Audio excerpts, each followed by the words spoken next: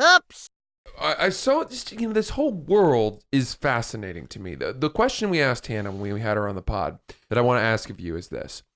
Is there any part of you that feels that having done this massive commitment, this big chapter of your life on reality television and specifically on Bravo, might impede your ability to get jobs or define your life the way you want in the future? I actually listened to this podcast when you asked Hannah this. So don't give us her answer, because her answer was very good. No, her answer's good. I'll just back it up for a second. I went to school at Syracuse for TV and film. My original outset of graduation was to be producer, actor, model of sorts. So I entered that arena when I was 23 years old. I was actually acting, modeling in LA. I worked actually as a production assistant on, oddly enough, a production company that does reality shows. I got into sales. I got really good at it. And my whole goal was always to get back into the entertainment industry in some capacity, whether it's to invest in movies, whether it's to be a host, whether it's to attempt at modeling or acting. This was a vehicle to get into that world again. As far as my employment stuff, I mean, honestly, I've been fired 3 times from my jobs for being on the show, and more or less it's due to the For being on the show? It's a distraction. I'd worked at a software company. I would get I still do get companies that'll direct message me and say, hey, we want to give you this new t-shirt that we have, this new stretchy workout shirt. I would go to their website because they're a digital e-commerce company. I'd look at it and I don't even know what size to buy. The software I sold was actually a review software that would be on the website. So it'd say, hey, I'm Joe Smith. I'm 6'4", 300 pounds. The medium's my size. So I'm not able to buy online because I don't really have enough information to convert. So that's the software I sold, but my company didn't see that all these companies were hitting me up, asking me for if I get their free stuff or would wear it.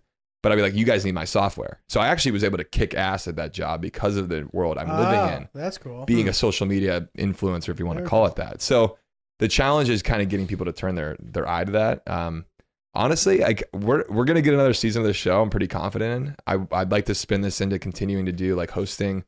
I'm doing a podcast now. Obviously the entrepreneurial stuff I'm very interested in. I mean, I don't want to say Ashton Kutcher, but he's been on some terrible movies, but he's also invested in Twitter, Airbnb.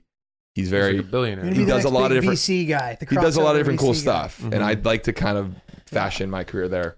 So I don't know if that answered it. No, I'm not really that worried. I think when push comes to shove, I think enough people that I know my abilities as far as if I did need to get a sales job, someone would take a chance on me. Sure. It's just hard while working at a legitimate company and being on the show at the same time. I think if the show's gone, that could come back. Well, dude, it feels conducive to me what you're doing with what you also want to do. Whereas I feel like it would be more difficult for Hannah.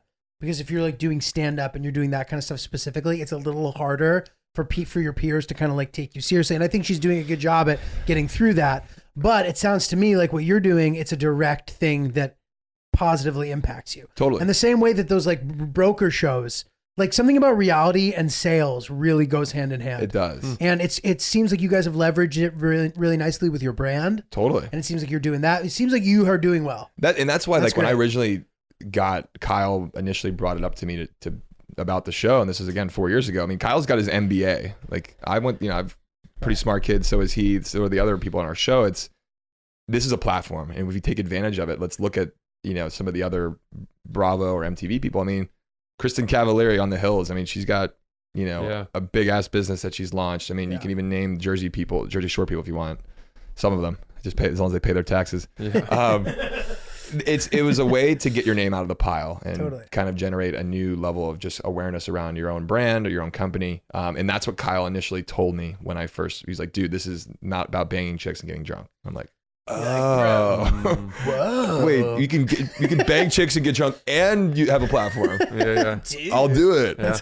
So cool. I think the hardest part is getting people to kind of turn their mindset a little bit. Cause even the Kardashians, if you want to use their example, what that show's done for reality and their business and a lot of their lives, it's pretty insane. I think people have an appetite for seeing people that are fucked up, have weird lives, the stories of their lives versus just watching a scripted show like Chernobyl.